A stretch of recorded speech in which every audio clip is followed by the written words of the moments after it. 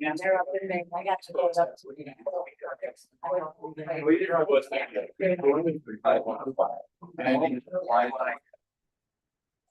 Dave let me, so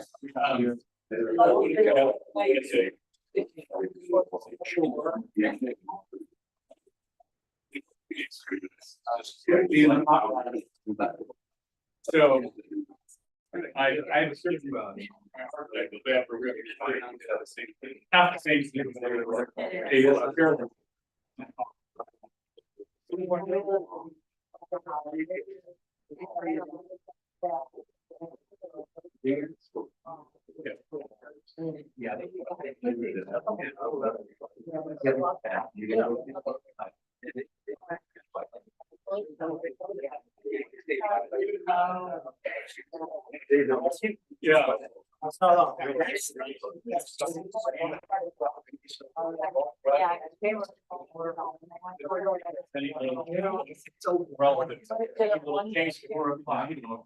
Yeah. It's cut rid of all.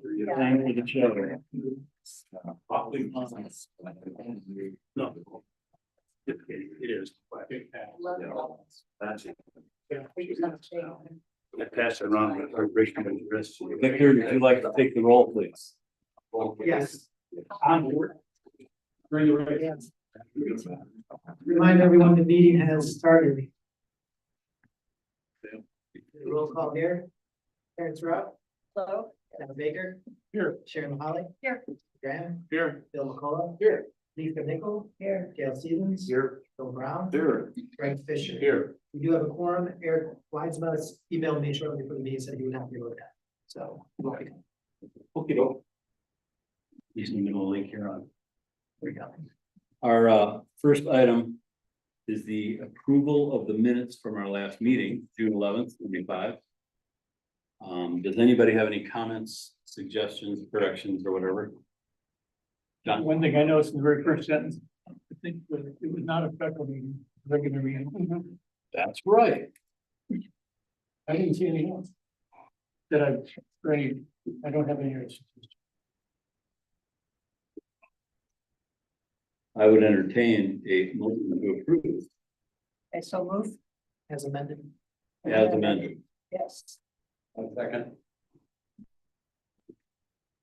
All in favor? Aye. Aye. Anybody opposed? Knock that off the list. All right, next is the approval of the agenda for today. We have a short agenda, which is a wonderful thing. We get anybody like to make a motion to approve the agenda? I'll move. I'll second. All in favor? Aye. Aye. Anybody opposed? Moving on. Okay, next on the agenda is public comment. This would be anybody who has something to say that is not on our agenda. And since there's nothing on our agenda, pretty much everything, it could be anything, yeah. I just follow up from last week, I raised last time. So I submitted 2 documents, I think there were sort of 2 topics raised. One was around the moorings, the other was around how we manage the moorings in terms of the list. The third one, which I did not write up, was maybe how we can manage dry ceiling better, so that, which I'll send at a later date. But there were in the packet, I don't know if anybody had any questions about the 2 documents that I submitted. I'm glad to provide any comments on them. I would suggest that maybe they'd be a topic of a future meeting and bring in some other opinions, because I know that there are other people that want to use the water that have similar opinions. That's a formal agenda. Yes, we would want to have it on a published agenda before we do anything, and the commission, I think we would want to break it down into its components and look at each particular thing. I would suggest that perhaps we do that at another meeting. I think typically we discuss things like rates and that sort of thing in our October meeting. And I suppose we could discuss other topics should we decide to toss them around next month. Several of the topics you brought up have been addressed over time. So, I think we tend to defer to precedent, especially if they're fairly recent. I think we went through in detail, including public surveys within the last couple of years, a lot of the issues that you raised. So I would suggest that if any of the commissioners want to put any of these particular items onto the agenda for next month. Can you clarify the two issues? One is mooring. One is waitlist. do we have the right measures for the weight of the moorings, because sailboats now are Okay. low displacement, high aspect ratio, so their loading is windage related, not displacement. And the second The was, second one was a different way in which to do the wait list. so different kind of weight. To Yeah. re-rate Yeah, Yeah, I understand. And with the intention, with the commentary along the lines of, I know there was some conversation around, we're trying to make it affordable for people to have one. For people that don't have a mooring, that's 11 years, I think, most recently, someone told me a slip is, for a 30-foot slip is $10,000. So the people who don't have a mooring have extraordinarily high costs. And so really, we've prevented any capability for young emerging sailors to get on the water with their own boat, and so access. Figuring that from an access standpoint is probably, but that was the second. Appreciate your research into that.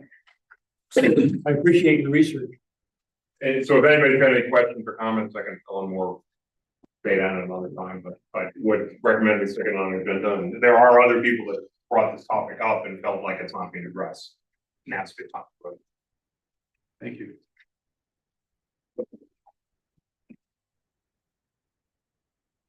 Anybody? That's got a point. Why don't we put it on the next agenda or the one after? Which it would you like to put on the agenda? Which weight? KIT or yeah, both of them. Yeah, I agree. Just have come up before, I think they're worthy of discussion. So review of wait list and review of list of weights. Those are those topics. Or, yeah, more. We'll have a conversation. We're not going to, yeah, we'll just see where it goes from there. So, let's go ahead and add those to, next month's agenda.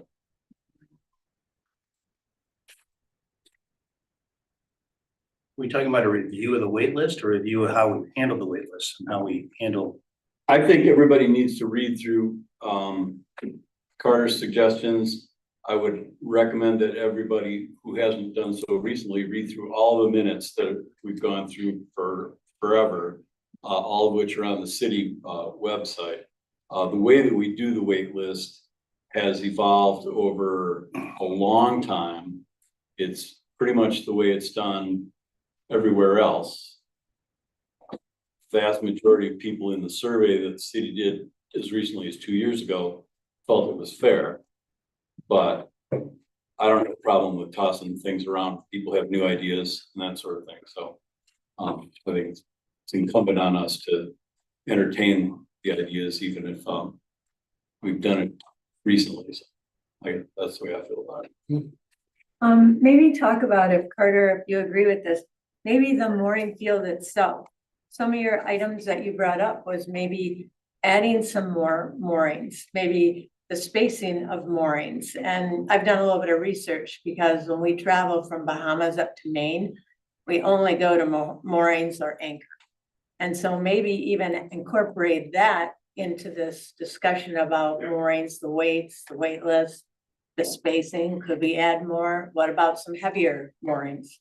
I'd be interested in that also. So that could be a part of that discussion. Yeah, I recommend everybody do their homework. And if any harbor commissioner has not read it yet, it's available to look at the harbor plan we do have on the website. If you can't access that document, check it out. It was recently updated in 2022. And again, one other point on that is it's been a lot of discussion around the NM community, that people who would like to get an NM can't because they don't have a mooring. And that may be why when you feel it.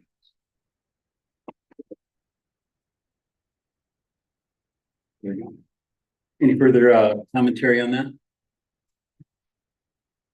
Can I make a comment? I'm sorry, Sharon, go ahead. Yes. As Victor said, or you said, I would encourage everyone to read the last several years of minutes, because these issues have been addressed numerous times. Not that it's not worth bringing up again, but that way everyone has done their homework and we're not rehashing issues that have been discussed numerous times. Thank you. How far should we go back to look? Well, I would, on the website and see how far the minutes go back. If you wanna go. No, I don't. Especially the moorings have been in the ground out there for 40 years. They're all pretty much right where we put them when they went in. My understanding is from the people who go down and look at them, each one every 3 years, that the 300 series moorings they have to like dig down to get to the connection at the top of the block. So it's below grade and it's not going anywhere. Anecdotally, we did move a couple of moorings when Wallstrom's put in their expansion and we changed the channel where the channel to get to Wallstrom's basin there. And the barge, the end opposite of the crane trying to lift one of those 300s was coming up out of the water, trying to lift that thing. So they're pretty well planted.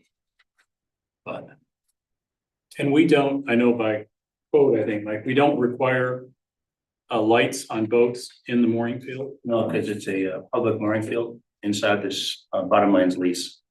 Private moorings are required to have a mooring light. it's designated. Someone, again, anecdotal, today wish that there were lights even in the mooring field, because it can be, at night it's black.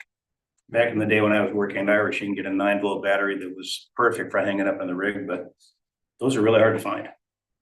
I'd have to do solar. Pardon me? It's not required in the mooring field. I understand. It's on the chart, the Coast Guard. And if you're out there operating, you're supposed to know where you are and what you're running into before you hit it and that sort of thing. So that's, I think requiring it, I don't think is something, if you want to put one on your boat, that's you. It's a topic that comes our way too periodically. We hear it as well. Yeah. Well, people are not familiar with it, which education is always the key. Alrighty, having no old business. Well, it might be other public comment. Oh, I'm sorry. I just have 2 updates. Okay. We talked about the boat the last time. The boat's doing much better, holding air in the tubes. Talked to Irish there another week out from getting us a quote on new tubes. So we're okay where we're at. It's cleaner, everything's going well. I talked to Dean last night. So they resealed it. They resealed all the things. We still have a couple parts that are on order, but as far as the tubes, as far as the boat itself, it's operational and going well. And you're looking at getting an air pump so that you can maintain. Yes, Yeah. and I was, Bill and I talked yesterday, we were taking it to Waltham every day, and it was getting tiresome, so we are working on that. But all in all, it's going better. And then we had 3 people apply for the Marine Patrol position. We interviewed a gentleman Saturday morning, Dean and I did, and it went very well. He's a EMT for Emmett County EMS. He's a firefighter for Pellston, and he was with the Coast Guard for 22 years, and he understands what we expect in the harbor. And he had that philosophy, so I just talked to him before I came here to make sure that the hours would work that we expect out of him. And so hopefully I still have to do a background check, and Victor and I have to do some work, but all in all, I think we're headed in the right direction. I think he'll be great, and he's of age that I think he understands the discretion part, but yet still be able to do for us. But being on the Coast Guard he was actually I believe a captain or a chief maybe for the Coast Guard at one of the stations. So he's very well versed. So I felt when I interviewed him, Dean and I'm like, holy smoke, this is an overachiever. He's got the red ray returning thing down pat. Yeah. So that's the update. I hope they have them, we still got a lot of work to do. I got to do a background check, but at least we have a potential candidate. Cool. How did it, glad to hear that. How did it go 4th of July? I heard there were a little bumps on the water, somebody anchoring, you know, at Irish's navigation channel. I was out on the water with Dean for a little bit and we talked at length and he had, for the barge we had some problems, like just people wanting to be too close to the barge. But all in all, like we didn't have a bad day. Good. So, that's where we're at. The bad thing about the fourth course is that, like in the morning, last year we would have had somebody there from like 8 AM till midnight. Because we were missing that person, you know, Larry didn't get out, or excuse me, Dean didn't get out there until a little bit later. But Dean didn't express anything to me. Good. So, yeah, I think all in all, it went well. To me, when I was watching, it seemed like there was a lot of boat traffic, especially during the fireworks. I think there was more boat traffic than I've ever seen once it got dark. But all in all, it went well. Good. At one point, you could walk from boat to boat on Harbor Point without having to touch the sand or the water. I mean, it's crazy. Is that how you felt? Then to the point during the day. The amount of people out there? On the water went really well, I thought. Yeah, we were watching it all day long. All right. Well, you did a great job chasing people away from the bar. Oh, yeah, and just so everybody knows it's coming back. You got chased away. We did not. We As per got chased away. first-hand experience. The barge is coming back this weekend. But I went out and talked to Frankie on the barge, actually, because Dean brought up a good point. We have the Boeing Thunder this weekend as well. And that barge could sit out there when Boeing Thunder boats come in. And thank God Dean had that foresight. So I talked to Frankie and he won't be bringing the barge in. For those of you know, we have fireworks again this weekend. The barge won't come in at like 5:30, 6 o'clock. So, but thank God Dean thought of that ahead of time because we'd have the cigarette boats coming in, driving around the barge and creating a lot of problems. So we've got that hashed out. Frankie and I talked and I think we're good. Is that the Chris Campbell Memorial? Yes. Yeah, for those who don't know, the Gamble family has done that sort of thing in the past. And this is a memorial for Chris who passed within the last year. Although that'll be on Saturday night at dusk, about 15-minute show. It won't be as long as the 4th of July fireworks, but it'll be out there roughly 15 minutes, but they're not bringing the barge in until hopefully 5:30, 6 o'clock. All right, thank you. Thank you. Yes, sir. What happened to the beach closing down there? The beach closing, I heard our public beach was closed for E. coli. I don't, Rachel, Yeah, so they test weekly every Monday. And if you test 300 or above, you are considered, you can go in, but you can't submerge in the water fully. So we were under partial contact. So to give you some reference, Monday they tested 300 above your clothes, or under advisory rather. They came out, so they closed you then Tuesday, so they get the results 24 hours later. So Tuesday they resample while they put your clothes sign out. Well, that sample they took Tuesday was well under, it was 48.6. Basically, when it rains. Wind direction, but every time we've closed, since I've been here the past 5 years, it's been one day. And then we test positive. Now Traverse City, if you've heard anything about that, they were closed for a very long portion of time. Because if you get a test that's very high, it throws off your monthly average, which then will shut you down until your average go back. So that's what happened there. and Gay is the health department, they did a test. Oh, yeah, sorry. the health Thank you. Yeah, I think what happens is when it rains, everything washes down like off of the roofs, the boathouse and that sort of thing. You know, because the birds are up there all the time and it just spikes it. Yeah. We're pretty blessed that it's spring fed and water's fairly cold, so it circulates and then we're open again pretty quick. Anybody else? Alrighty, moving on. We have no old business before us today. So we'll move on to new business, the harbor master update. John? It's Mike, by the way. Mike Johnson. We talked last year, I think at this meeting maybe, about a plaque for Mary Jane, honoring her service to the community for several years. And we batted this one around for almost 6 months, and Victor finally came up with some really good wording. So this will be, I got a hold of Willis today, so we're gonna try to get Mary Jane, and hopefully everybody can make it on Saturday of next week to dedicate the plaque. That'll be the 19th, yep, the 19th. So this is gonna be a pretty neat thing for her. Mary Jane put a lot of work down there, and as Victor said, she always had something purple on, and she worked as a monitor for many years. So he was legendary in a lot of people's minds, so I think this will be a neat way to honor her service, so. That'll be at Ford Park. At what time? It'll be at Ford Park. I gotta get a hold of Willis, because Mary Jane likes to take naps during the day, but, we'll figure it out. You let us know. And I'll let you guys know via email. Absolutely. I pass this around, but it's really heavy. Okay. There you go. Be careful. And I also have a couple more handouts too that are going along with my report. So Karen, if you could pass these along.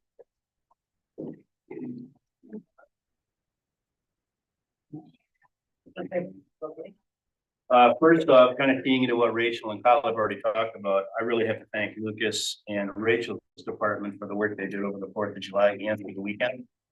The place was spotless on the morning of the 5th, and they all took it out, I think on the day of the 4th, and did a trash run down Main Street. And if anybody else saw that, they did a stellar job. They always do, but this year, especially given the 3-day holiday, so hats off to Rachel for sure. Speaking of big events, regatta registration right now is at 95 boats. We'll be hosting 35 of those 95. The rest will all be at Irish Boat Shop. Thanks, Sue. I'd ask Harbor Commission, because the fleet is big enough this year, we're gonna need to use the east wall again as we did last year. So I'd ask your permission to allow boats to tie up alongside. Does that need a motion? Yes. If you guys are okay with that, we can accommodate several more boats out of that way. Sure. The idea there is that it keeps the rafting from occurring 3 deep between ourselves and the Wellstroms. And if Sequest comes in or anybody like that, it makes it really hard for John to get down there with the pointer boat and the traffic, just get the big guys. Try to keep that to a minimum. You all have copies, I hope, of the proposed signage that Karen and I have been talking about. This kind of tailed into the DITAB conversation we had at the June meeting. We figured that this is maybe a simpler way and a less invasive way to let people know that there are harbor code rules specifying the discharge of any refuse or sewage into the harbor surrounding shoreline. Please keep a harbor clean. Nice and neat. We should have these signs next week to be posted. I've also talked to Sue about posting one at Irish Boat Shop, and she said that'd be great. Just a way to let people know that we are keeping an eye on things, and also that they can keep an eye on things as well too. So, yeah. And it follows the code, city code as well as the water. Yep, waterfront it code. does follow code. Yep. And thanks, Karen, for help with that. And next, I guess we're gonna look at this as a wait list refresher, for lack of a better word. Lisa came up with some really good language that I'd like to maybe fine tune a little bit. I would propose that not trying to push this into being able to send it out in August, push it to September when people are at their winter addresses, hopefully by the time they receive it.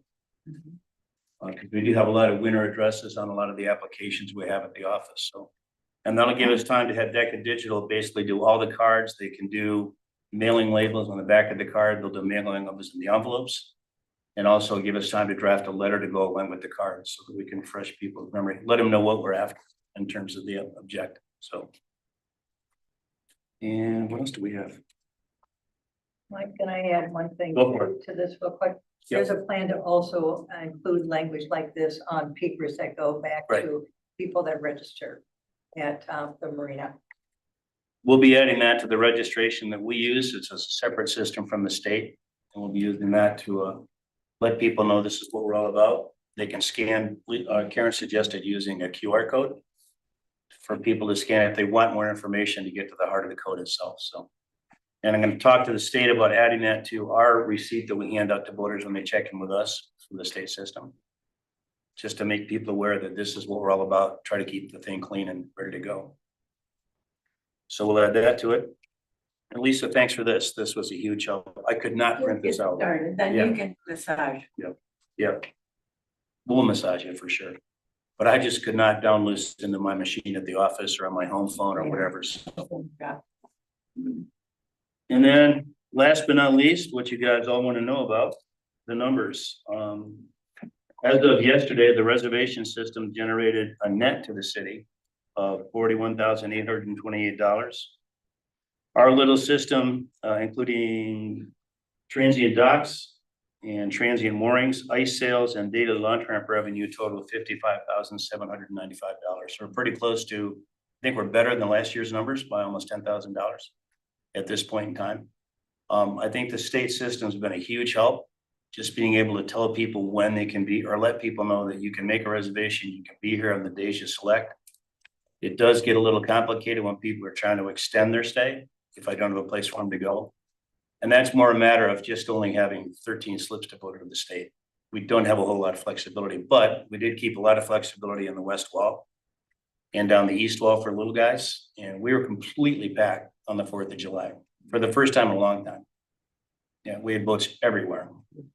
Some places they didn't want to go, but it all worked out pretty well.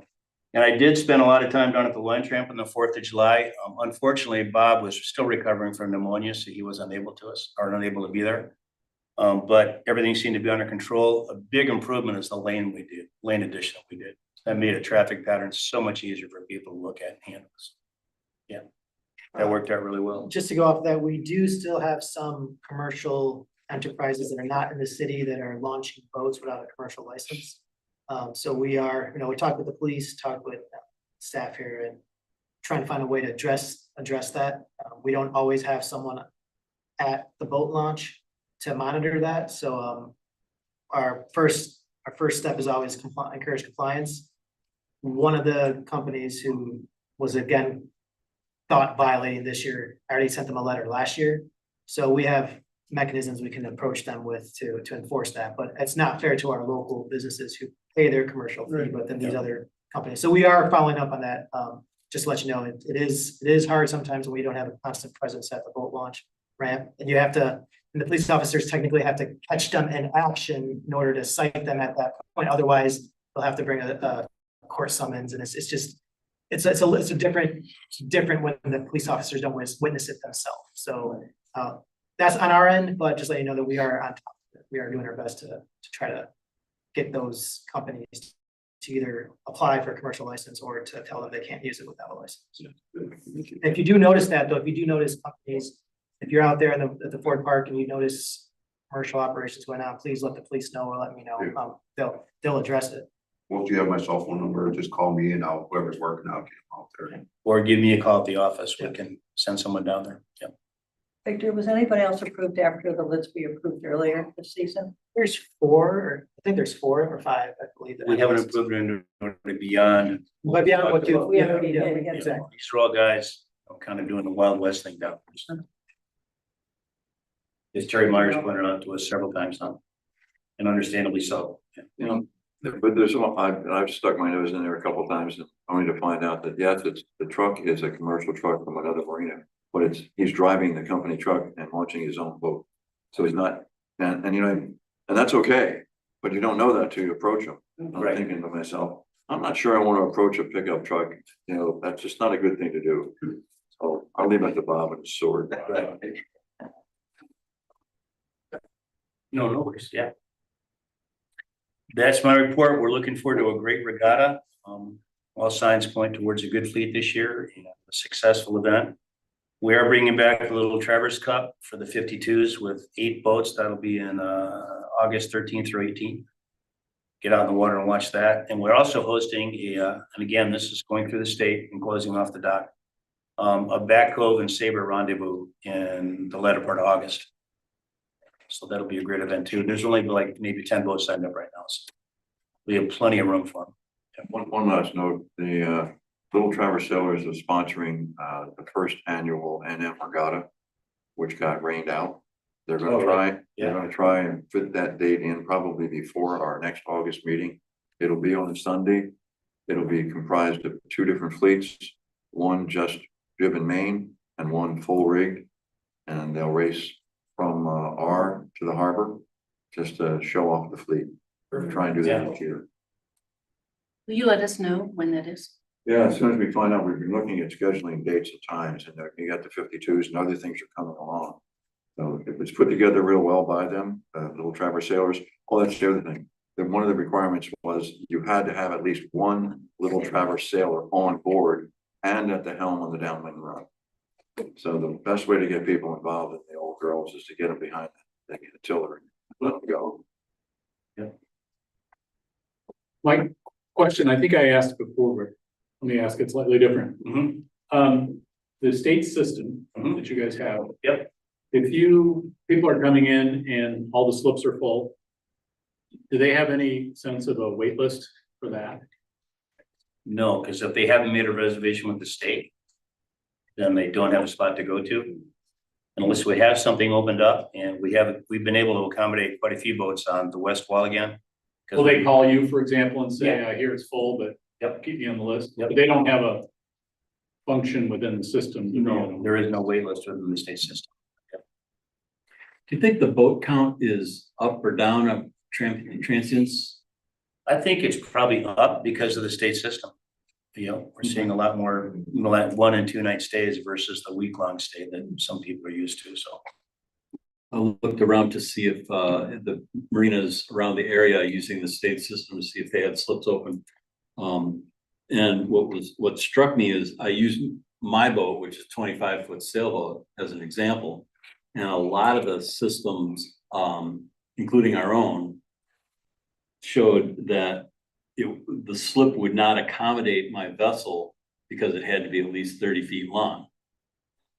Which struck me as odd. Now, would there be, if someone like, if, for example, I made a reservation, claimed to be 30 feet so that I would fit in the slip and then showed up a 25-foot boat, what would happen? I'm sure the system's gameable, for lack of a better word. We've got someone on a 60-foot slip right now, the boat's 22 feet long, but I can't say no to that reservation. So we do have a minimum slip, minimum boat length in our 60-footers of 35 feet and 25 feet in the 45s. So that gives people some latitude for sure. I'm not gonna say no to a 27-foot boat because he paid the money. So I was just thinking, but it's not that the minimum amount of revenue we would accept for that slip for that night would be 30 feet. No. That's just the quirk of the way the thing works. Yes. And that boat was skinny enough in the 66 that we're able to put a couple of boats in front of him, so. There's transients all worked out, so we're gonna kind of double dip the slip. Exactly, the old fashioned way. to do. Anybody else have anything else they want to bring up, talk about?